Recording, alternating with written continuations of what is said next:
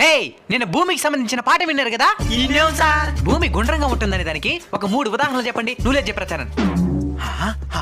Sir నేను పాఠం చెప్పేటప్పుడు మీరే చెప్పలేడు సార్ భూమి గుండ్రంగా ఉంటుందని. అదొక ఉదాహరణ. మళ్ళీ పాఠం అయిపోయిన తర్వాత టెక్స్ట్ బుక్ లో కూడా చదివినా భూమి గుండ్రంగా ఉంటుందని. అదొక ఉదాహరణ. మళ్ళీ ఇంటికి వచ్చి హోంవర్క్ రాసా ఉంటే మా అమ్మ నేను కూడా చెప్పలేరు భూమి గుండ్రంగా ఉంటుందని. అదొక ఉదాహరణ.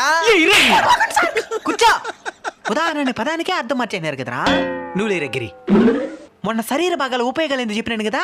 తలకాయ దేనికి ఉపయోగపడుతుంది చెప్పు. అప్పు తీర్చేదానికి. అప్పు తీర్చేదానికా? ఎట్టా? తల తాకట్టు పెట్టైన అప్పు తీర్చాలంటారు కదా. మరి ముక్కు ఎందుకు ఉపయోగపడుతుంది? అప్పు వసూలు చేసేదానికే. అదెట్టా? ముక్కు పిండి వసూలు చేయాలంటారు కదా. మరి కాళ్ళ? అప్పు ఇప్పుడు ఇలేను అని కాళ్ళు పట్టుకొని ప్రాధాయపడేదానికి. మీ నాయన వడ్డీ వ్యాపారి కదా. మీకే తెలుసు సార్. ఇంతకీ చేతులు ఎందుకు ఉపయోగపడుతుంది తెలుసా? దేనికే? నిన్ను